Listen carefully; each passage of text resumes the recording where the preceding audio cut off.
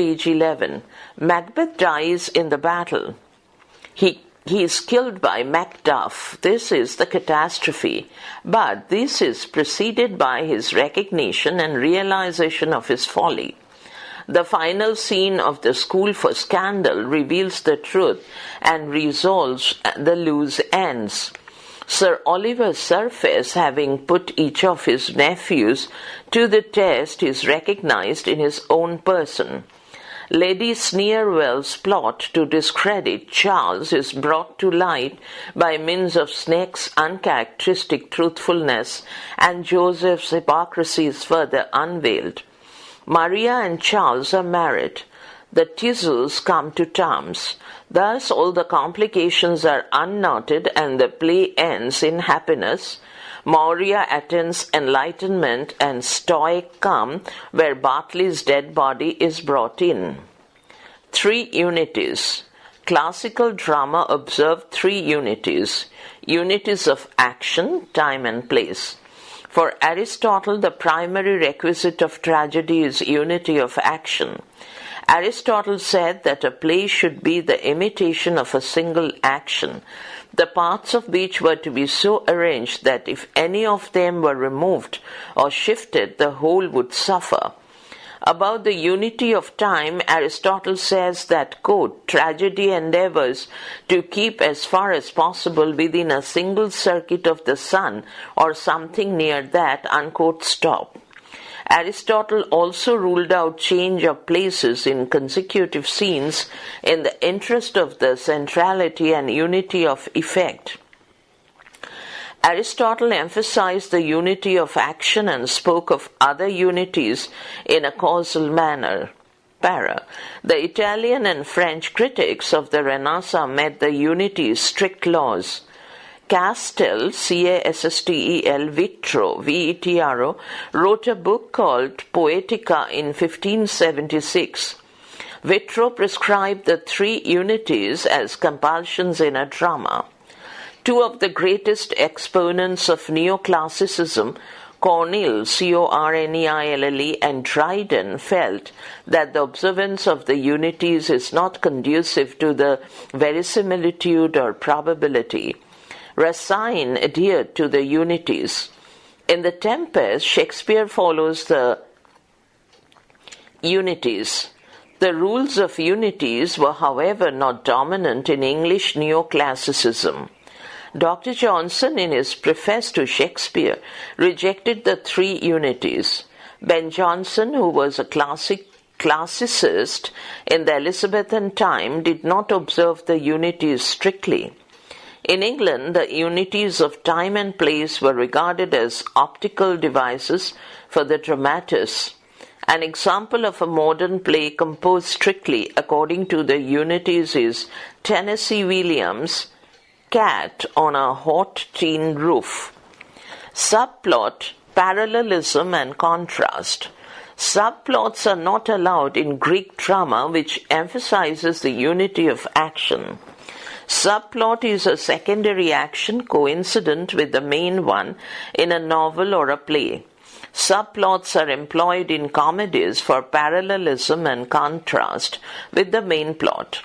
In Shakespeare's As You Like It, Twelfth Night, The Merchant of Venice, there are subplots to reinforce the main plot by parallelism and contrast. Sylvia's Phoebe, Phebe episode is introduced as a contrast to the main plot of Rosalind and Orlando. In Twelfth Night, the love episodes of Orsino Olivia, Olivia Cesario, Viola in Disguise, Viola Orsino show the varieties of love by contrast. In the School for Scandal, there are Lady Tisel, Sir Peter, Surface Brothers, Charles Maria episodes. These are woven into the overall design in which the slanderers have also a role to play. Para. Generally, the tragedy maintains singleness of action. But in King Lear, Shakespeare used double plots for universalization of the theme of filial ingratitude. The Gloucester, Gloucester story complements and explains the Lear story and extends the design of the drama by parallelism and contrast. Cordelia is contrasted with Goneril and Regan, while Edmund is contrasted with Edgar. Page 12. Verisimilitude. Verisimilitude, Verisimilitude, means probability in the depiction of characters and situations.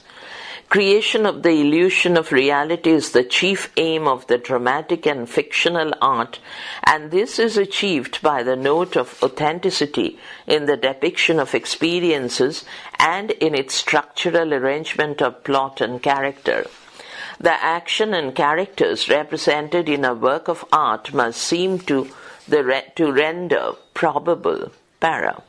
In drama, characters and situations must be made credible. Extremes of vices and virtues in characters and sudden conversions have to be avoided. Aristotle prefers a probable or likely impossibility to an improbable or unconvincing possibility. In many dramas and novels also there are sudden conversions. In sentimental drama these are frequent. Virtue is rewarded and vice punished. Shakespeare scrupulously maintains verisimilitude. Lady Macbeth's change at the end is well prepared for. Her essential womanly weakness, in spite of her apparent show of strength and confidence, has terrible manifestation in the sleepwalking scene. In drama, many improbable things are shown, but they are so managed as to make them credible in the drama. What is essential is the dramatic truth of characters and situations. Peripetia. Peripetia means reversal of fortune. The reversal, peripety, is a change by which the action turns to the opposite. The beginning, the middle, and the end of a tragedy follow prologue, peripety, P-E-R-I-P-E-T-Y, that is reversal, and anagnorises, A-N-A-G-N-O-R-I-S-E-S, recognition. Thus, the plot becomes neat and coherent. Peripety or peripetia is the reversal of intention so far as the character is concerned, and it is the reversal of the direction of the action so far as the plot is concerned. Para. The middle of a tragedy is taken up with a change or reversal of the hero's fortune, for which the technical name is peripety, the change from one state of things within the play to its opposite. The messenger in the Oedipus comes to cheer Oedipus and remove his fears, reveals the secret of his birth. He thus produces a state of things exactly the opposite of what is intended.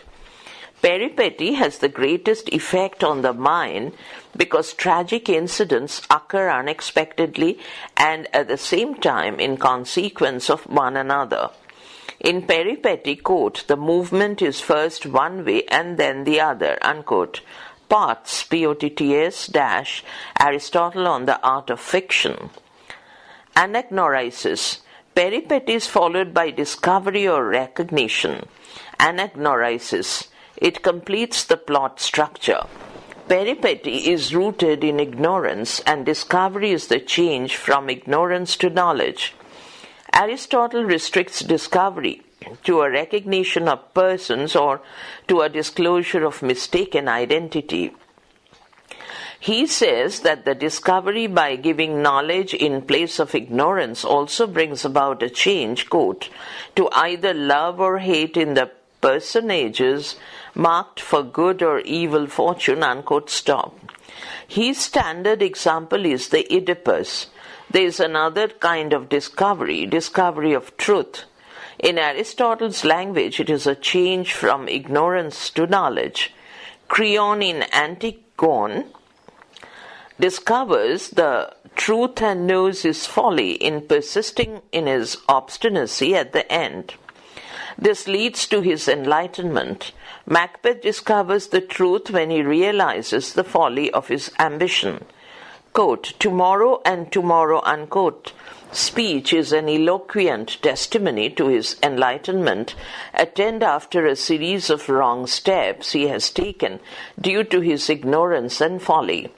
The egoist Lear is finally redeemed, page 13, and this redemption is brought about by the recognition of truth.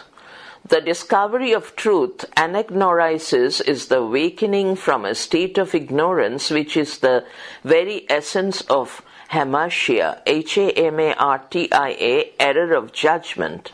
In Riders to the Sea, Maurya is awakened to the truth of life and she is reconciled to her fate. Her enlightenment or knowledge enlarges her consciousness. Thus, tragedy ends in anagnorisis. Hamartia, Hamartia. According to Aristotle, a tragic hero is a great person in the enjoyment of prosperity, but with a tragic flaw which he calls hamartia. Hamartia means in English error of judgment. A tragic hero is not wholly virtuous, not wholly vicious.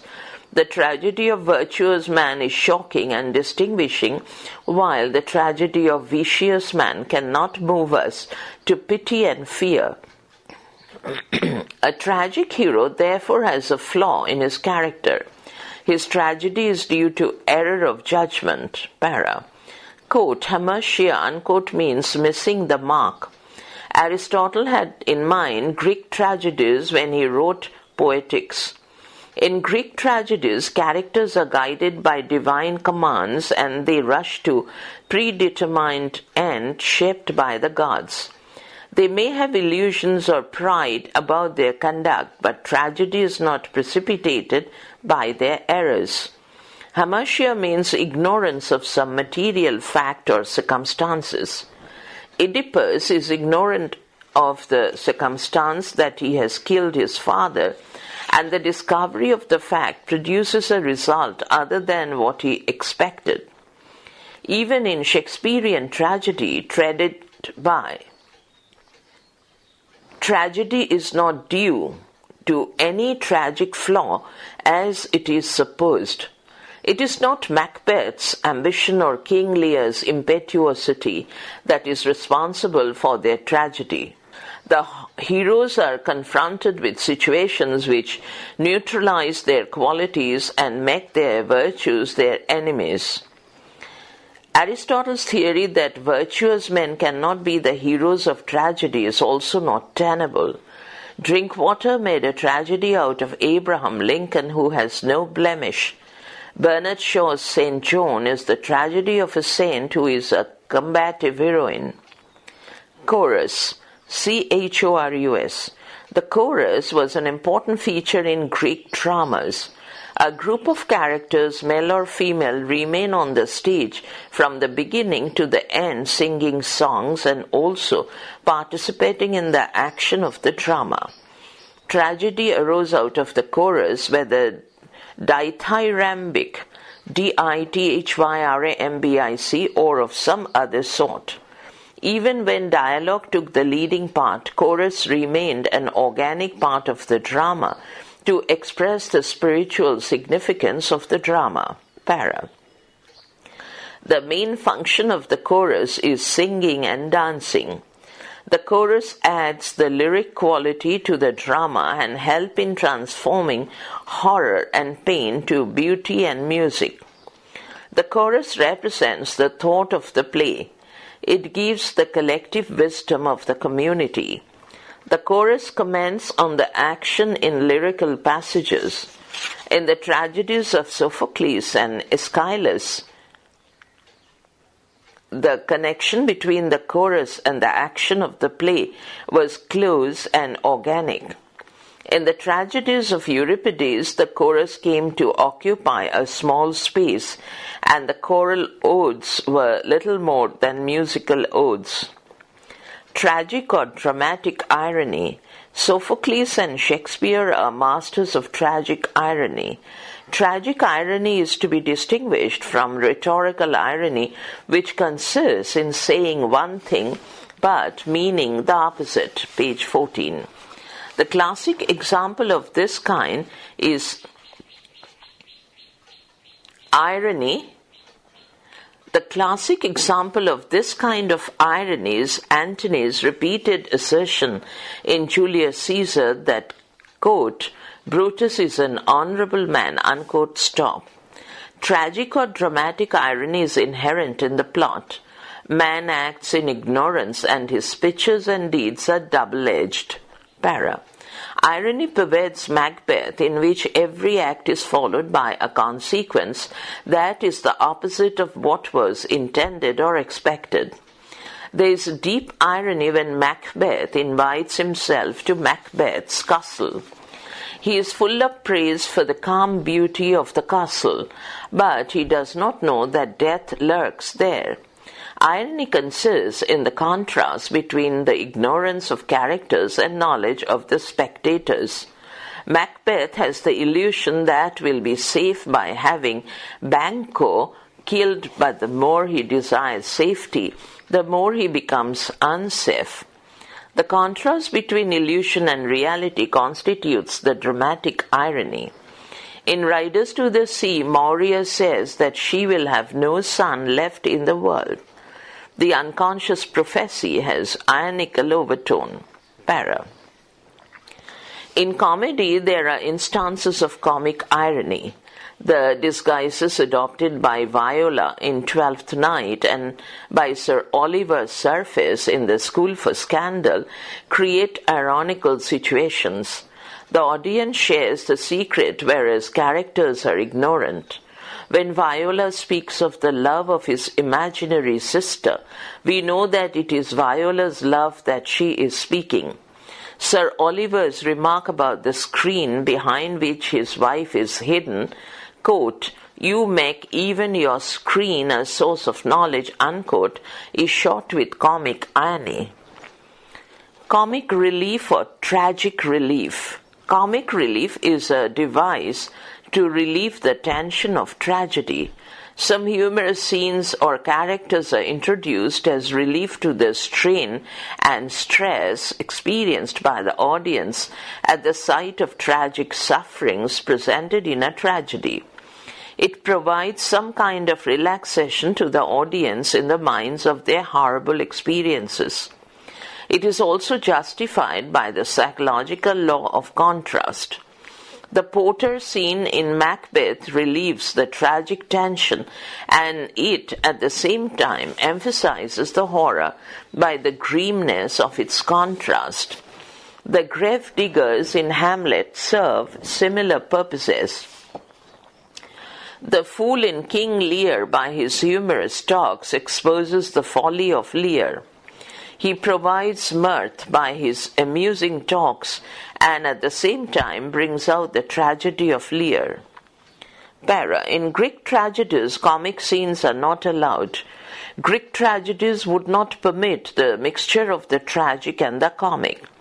But the Elizabethan drama inherited the legacy of the English native dramas, mysteries and moralities, in which comedy and tragedy are mingled. Moreover, the blending of comedy and tragedy is justified by the fact that it gives a larger sense of life. Thesis play, quote, thesis, unquote, means a point of view. Thesis play is a play that presents a point of view through the discussion of some problems, social or philosophical. Shaw's comedies are thesis plays because Shaw poses a problem and offers a solution and thus converts the people to his point of view. Thesis plays are propaganda plays which propagate ideas or doctrines. Para. Shaw deals with and discusses social and philosophical problems and suggests his opinions on the subjects forcefully so as to persuade the audience to accept his opinion. This form originated in 19th century France, with such plays as Lay Feels Natural by Dumas. Shaw's Widower's House and Mrs. Warren's Profession are thesis plays. Shaw indicates his point of view that capitalism is responsible for the problem of prostitution and slum landlordism. In Arms and the Man, he suggests, through discussions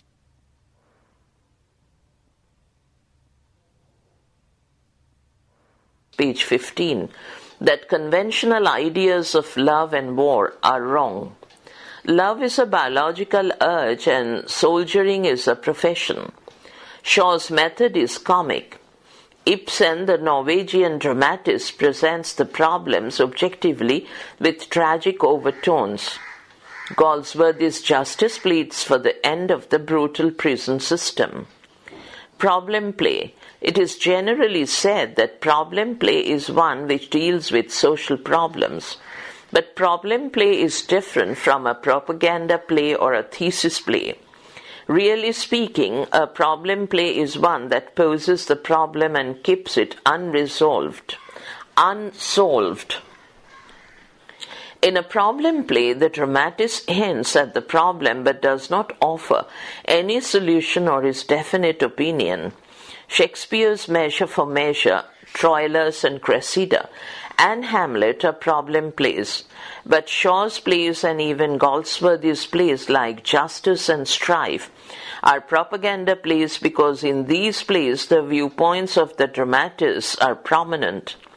In Shakespeare's plays we are introduced to highly artificial societies and in each of them a problem is suggested. But Shakespeare keeps the audience in a state of unresolved mystery. In Measure for Measure, the problem of a corrupt society is posed, but Shakespeare does not suggest any solution to the problem. He sees how the characters are victims of this decadent society. In Arms and the Man, Reiner's preference of Bluntschli to Sergius clearly points to the writer's opinion on love and marriage. This is the difference between a problem play and propaganda play. In a problem play, there is a sense of mystery and uncertainty. Problems remain problematic. The book ends here.